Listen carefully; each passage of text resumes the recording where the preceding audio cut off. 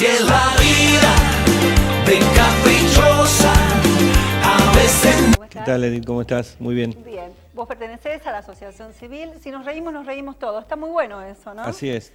Sí, ese es nuestro eslogan y bueno, un poco nos identifica de qué se trata lo que hacemos, ¿no?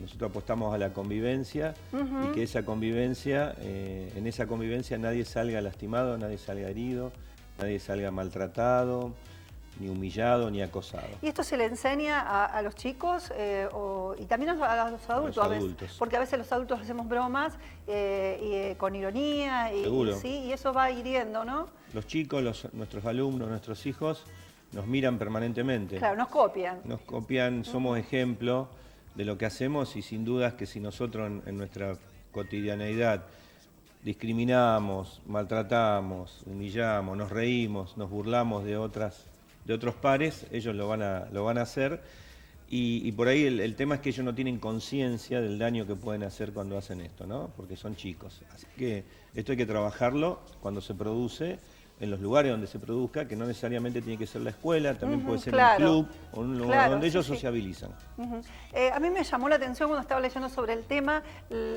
las cifras que tenemos nosotros en Argentina, en distintas provincias, me parecieron realmente espantosas, chicos y adolescentes se estén suicidando por el acoso, por la burla que te hacen por alguna situación, que realmente cómo te llega a lastimar eso, ¿no? Sí, las cifras son más que elocuentes. La última evaluación Aprender, donde en una de las preguntas se consultaba a los chicos sobre este tipo de situaciones, arrojó que 3 de cada 10 alumnos, quizás 4, cerca de 4, sufren o han sufrido situaciones de acoso, de bullying, como le llaman, ¿no? Ahora vamos a aclarar qué es bullying y qué no. Sí, claro, porque hay unas variantes. Y 7 de cada 10 presenciaron situaciones de bullying, o sea que son números muy altos. Lo que me llama la atención es que vos decís presenciaron y nadie intervino, ¿no? Es una nueva modalidad también, ¿no? Claro, eso es lo lamentable. Cuando no intervienen en principio sus pares, sus compañeros, y esto avanza, y cuando los adultos no intervenimos, que es mucho más grave todavía, claro, exactamente. Adultos responsables, ¿sí? Como padres, docentes, profesores, técnicos, si es en un club, profesores de los chicos, realmente preocupa mucho porque hay una mirada que no está viendo lo que pasa, o que si lo ve, lo minimiza, lo naturaliza. Claro, sí, eso de no darle importancia a lo que está sucediendo, cuando el chico te dicen, es cosa de chicos, no importa, ya le va a pasar. Viene tu nene y te dice, fulanito me pegó. Exacto. Bueno, está bien, no agredas porque... o peor, devolvésela. Claro. Muchos papás que dicen eso, ¿no? Si a vos te agreden, pegale. Pero ¿qué pasa cuando esta situación se hace frecuente, se repite y el chico ya no sabe más a quién acudir? Porque el padre le dijo no es nada, el docente le dijo señorita y te tratan como que vos sos un aniñado porque no respondés o porque no te bancás una broma. Eso es lo peor que podemos hacer, culpabilizar a la víctima. Decirle, bueno, seguramente vos algo hiciste para que se rían de vos, para que te agredan, o vos no te sabés defender. ¿Sí? Entonces le echamos culpa a la víctima cuando no encuentra respuesta en sus seres queridos, sus padres, su profesor o los adultos que lo acompañan, se queda con eso y lo padece. Y cuando el acoso es sostenido en el tiempo, estamos hablando de meses, años, hablamos de bullying. Claro. ¿Sí? Ahí recién hablamos de bullying. Si no es un conflicto. Si no es un conflicto, que siempre hay conflictos. Que es cuando tenemos que actuar. Exactamente. Si vos actuás rápidamente en el conflicto y lo solucionás, no hablamos de bullying. Entonces, el tema es que hoy se habla de bullying a partir de que este término se ha popularizado, ¿no?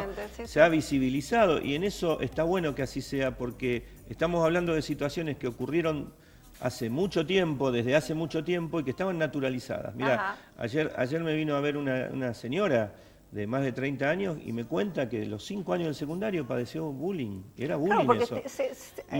Claro, nadie intervenía en ese momento. No la escucharon los padres y se lo guardó.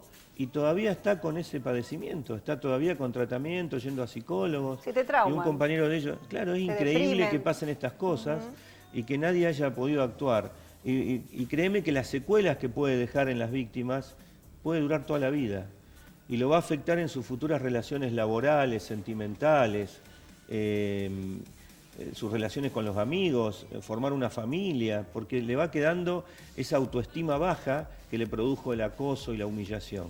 Entonces es algo que hay que trabajar. Acá hablamos de la víctima, pero me parece que el victimario acá, la persona que hace la burla, hace el acoso, también es una víctima. También es una víctima, ¿no? Porque estás teniendo un comportamiento anormal Equivocado. por alguna causa también es una víctima. que tiene. Cuando uno profundiza un poquito... Sí, esto hay que aclarar que no es un problema de una persona, es un problema de todos. Ajá. El que acosa, el que es acosado y los espectadores. Todos tenemos parte de culpa en esto. Vos me hablás del acosador. El acosador es alguien que quizás en su familia también es maltratado, humillado, es alguien que no sabe relacionarse, que quiere de alguna manera contar lo que le pasa, pero elige el camino errado, el de la agresión, para llamar la atención. Entonces también es alguien con el que hay que hablar y con el que se puede también rescatar y hacerle entender que está equivocado y girar 180 grados de esa actitud que tiene. Entonces no es que alguien que... Lo peor que puede hacer la escuela es decir, bueno, este tipo es un acosador, yo no lo quiero acá, que se vaya a otra escuela. Lo o la víctima, mire señora... Paso el problema a otro lado. Claro, eso no, porque donde vaya va a llevar ese problema. El tema hay que solucionarlo, insisto, y no hay que tener miedo a abordarlo y cuando no se puede solo pedir ayuda.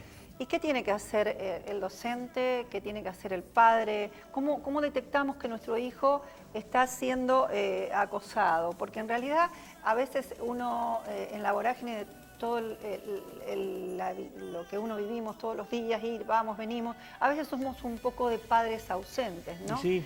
Estamos, y después por ahí no escuchamos o dejamos pasar, bueno, ya va a pasar y vamos con muy liviana la conversación con nuestro chico y tal vez no lo escuchamos. Así es. ¿Qué tenemos que hacer? ¿Cómo detectamos que está sufriendo? Vos dijiste varias cosas interesantes.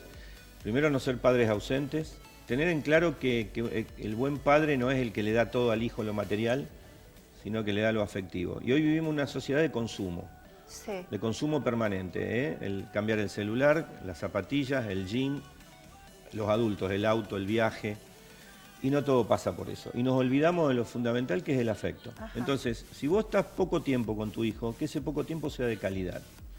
Primer consejo, estamos en la mesa, apagar el televisor y poner el celular en modo avión y hablar con tu hijo.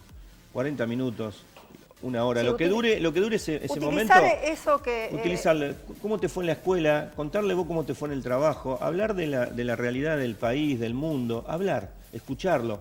¿Dónde vas a ir? ¿Qué boliche? ¿Qué pasa? ¿Qué sensaciones tenés? ¿Cómo te sentís? Bueno, escucharlo. Eso es fundamental. Lo que pasa es que si vos no hiciste el hábito de niño, cuando es adolescente... Cuesta mucho más.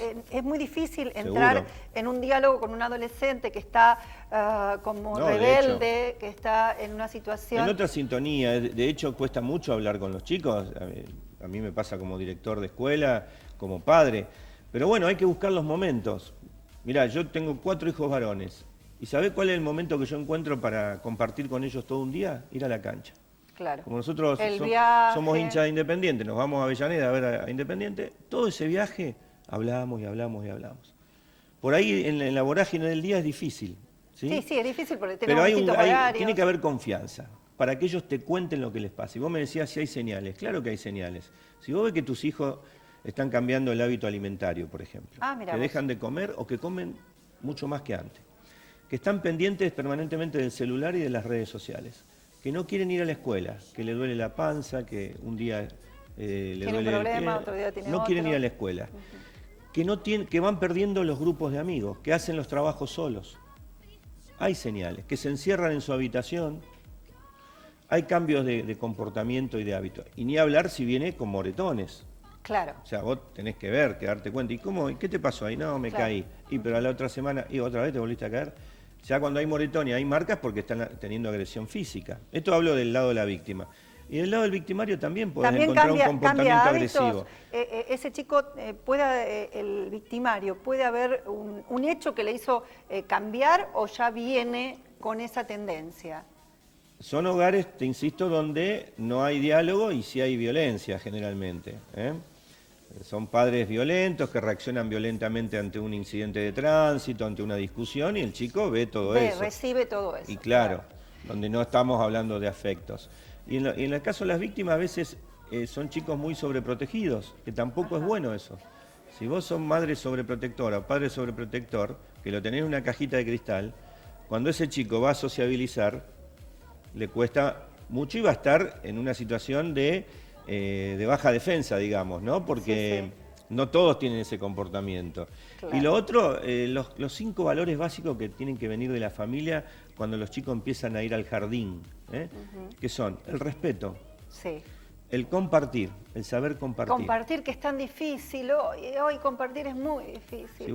Antes era muy sencillo, todo lo compartíamos. Pero es todo muy individualista. Claro, mucho. A ver, yo siempre doy este ejemplo. Si vos le comprás una manzana para ir al jardín y le decís, mira, mami te compró esta manzana roja, jugosa, hermosa, y que la pagó 150 pesos el kilo, así que fíjate, esta manzanita te salió como 40 pesos, así que ojo, esta manzanita es para vos. ¿Qué va a hacer el nene cuando llegue al jardín y la saque? No la va a querer compartir, es para él.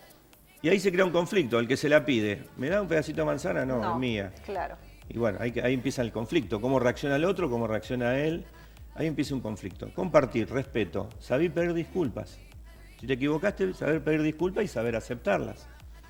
Ser solidario, que no es lo mismo que ser caritativo. Exactamente. Son dos cosas Aprender a ser solidario. Y la empatía, saber ponerse en lugar del otro. Si el chico en la casa aprendió estos valores, no va a tener ningún problema en sociabilizar. Ahora, si viene flojito de algunos, empiezan los problemas. Nosotros vemos estas situaciones, detectamos este cambio. Lo que sigue es ir a hablar con el docente. Sí. O tratarlo con el chico, y si el chico no quiere contar, hablarlo con el docente, y si el docente no escucha, porque hay docentes que no...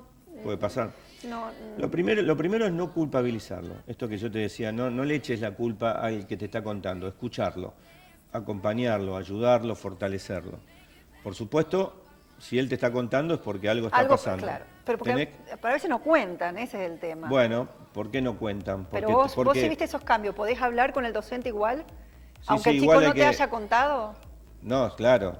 O sea, vos te cuento o no, vos lo ves distinto. Pues yo lo veo algo distinto. Está pasando. Voy al colegio. ¿Y qué hace? ¿Dónde va? Va al colegio y al club. Bueno, voy a los dos lugares a ver qué está pasando. Hablás con el docente, si es la primaria hablas con la senio, si es el secundario hablas con el preceptor, con el auxiliar docente, que es quien los conoce más los chicos, no con un profe, porque en el secundario hay 11 profes. Exactamente. Entonces hablas con el preceptor, que es generalmente hablas con él. Si no encontrás eco, recién ahí buscás hablar con una autoridad superior, un directivo, un encargado de preceptores, según la institución. Pero no puentear, eso tampoco está bueno. Porque muchos papás dicen, con usted no quiero hablar con la directora. Claro. Y ya la seño la dejaste ahí pintada y a lo mejor ella te quiere ayudar. Bueno, buscar los canales. Por supuesto, si no encontrás respuesta en la institución educativa, tenés el Ministerio de Educación para ir a plantear el problema y el Ministerio te va a ayudar. Tiene un equipo para hacerlo. ¿Esta problemática tiene que ver los distintos estratos sociales o es algo transversal? No, para nada. Se da en todos los estratos sociales, se da en los colegios de élite privados más caros y en los colegios en zonas vulnerables de gestión oficial o de gestión privada de distintas edades. Se da, eso a mí me llama mucho la atención, en las grandes ciudades y en localidades pequeñas y hasta en zonas rurales. He visto situaciones de ciberacoso a través de las redes sociales, casos de suicidio también. Se da en todos lados. Es algo que tiene que ver con el ser humano, con las relaciones humanas, lamentablemente. Así que nosotros apostamos a la prevención. En esto es importante anticiparse a que esto suceda, no esperar que pase. Perfecto. Porque hablamos de bullying, de ciberbullying, que es cuando las redes intervienen y hoy están al palo, así que están muy activas. ¿Y qué pasa? ¿Esto si pasan en el trabajo también? ¿Con los adultos pasa? Sí, en el trabajo tiene un término que se llama mobbing en inglés, que es el acoso laboral o violencia laboral. Lo vivimos entonces en ámbitos de trabajo. Yo pensé que se cortaba con la No, se puede dar entre pares, entre compañeros de trabajo, se puede dar de jerárquico a subalternos y se puede dar al revés también. Ajá. Son problemas de relaciones. Exactamente, relaciones que no fueron tratadas en su momento y que siguen siendo... perdurando en el tiempo, ¿no? Este tema de para reírse de tener que burlarse de otro. Que lo ves también en muchos programas cómicos, bueno, que ahora ha bajado eso. Pero ¿cuánto antes tiempo lo permitimos eso, no? Exactamente, era parte de lo cotidiano. Exactamente. ¿Dónde están ustedes si alguien quiere consultarlos? Bueno, en la página web www.nosreimostodos, todos con x.com, en nuestro Facebook, si nos reímos todos, y en nuestro Instagram también nos reímos todos, ahí nos pueden seguir. Y ahí hacen preguntas. Ahí hacen preguntas, nos hacen consultas, charlamos, los asesoramos, los recibimos y se van sumando, eso es lo interesante. Perfecto. Tenemos un festival el 30 de septiembre, el 5º Festival por la Convivencia en el Centro de la Juventud, así que estamos ya trabajando en eso. Bueno, muchísimas gracias. No, gracias a vos, y esta es tu casa. Pero antes de irte, yo te quiero hacer una última pregunta, porque acá el que se sienta en el sillón rosa me tiene que contestar una pregunta personal. ¿Qué te enoja así? ¿Qué me enoja así? Sí. La indiferencia. Coincidimos, es cierto. Y hace daño. Bueno, nosotros fue un gusto tenerte, así que cuando quieras, gracias. esa es tu casa. Así es la vida, ven café.